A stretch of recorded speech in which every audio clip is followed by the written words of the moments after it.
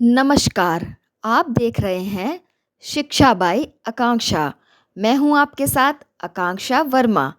तो चलिए शुरुआत करते हैं आज की कहानी की, जिसका शीर्षक है चश्मे वाली चिड़िया। एक घने जंगल में ढेर सारे जानवर और पक्षी रहते थे। सभी बहुत मिलजुल कर और आपस में बहुत अच्छे से रहते थे। उसी जंगल में सबसे छोटी और सबसे अलग थी चिन्नी, एक छोटी सी चिड़िया जो चश्मा पहनती थी। चिन्नी बचपन से ही थोड़ा धुंधला देखती थी। जब वह उड़ती तो पेड़ की शाखाओं से टकरा जाती या गलत जगह उतरती। बाकी पक्षी उसका मजाक उड़ाते, देखो देखो चश्मे वाली चिड़िया आ गई।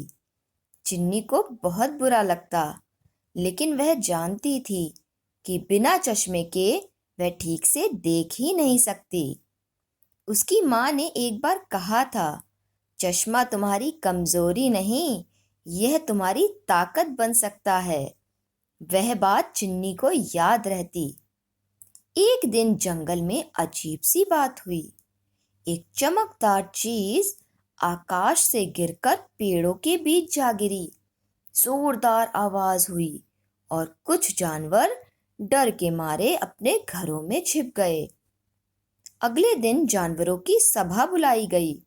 सब सोच में थे कि वह क्या चीज थी। हाथी दादा बोले, शायद यह कोई खतरा है। उल्लू गुरु बोले, शायद कोई जादू भी हो सकता है।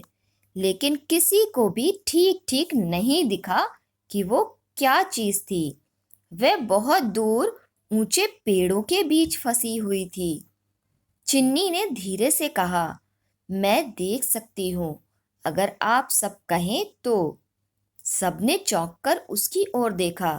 कुछ को हंसी आई, अरे चश्मे वाली चिड़िया मदद करेगी। मगर उल्लू गुरु ने गंभीरता से सिर हिलाया और बोले, कभी कभी जो अलग होता है वही सबसे खास होता है। चिन्नी डरते डरते उड़ान भरती है, चश्मा ठीक से आंखों पर लगाती है और उस रहस्यमयी चीज की ओर उड़ जाती है। बाकी सब नीचे से देख रहे होते। पेड़ों के बीच चिन्नी को वह चीज साफ साफ दिखती है। वह एक छोटा सा अंतरिक्ष यान था। उसमें से हल्की रोशनी निकल रही थी और अंदर कोई छोटी सी आकृति हिल रही थी। चिन्नी डरती नहीं, वह पास जाकर देखती है। एक छोटा सा एलियन बच्चा रो रहा है। वह अपनी भाषा में कुछ बोल रहा है, लेकिन चिन्नी उसकी आंखों का डर समझ जाती है। वह फटाफट वापस आती है और जानवरों को बताती है, वहां एक बच्चा है जो खो गया है।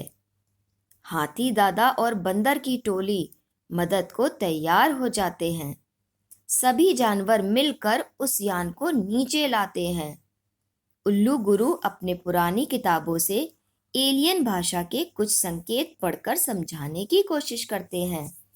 धीरे धीरे उस एलियन बच्चे को समझ आता है कि ये सब उसकी मदद करना चाहते हैं। कुछ दिनों में एक और यान उस बच्चे को लेने आता है। जाते जाते वह बच्चा चिन्नी को एक चमचमाता बिल्ला देता है, बहादुरी और समझदारी का प्रतीक। अब जंगल में कोई भी चिन्नी का मजाक नहीं उड़ाता। बच्चे उसे हीरो चिड़िया कहकर बुलाते। इस कहानी से हमें यह सीख मिलती है कि कभी कभी सबसे अलग होना ही हमारी सबसे बड़ी ताकत बन जाती है। धन्यवाद।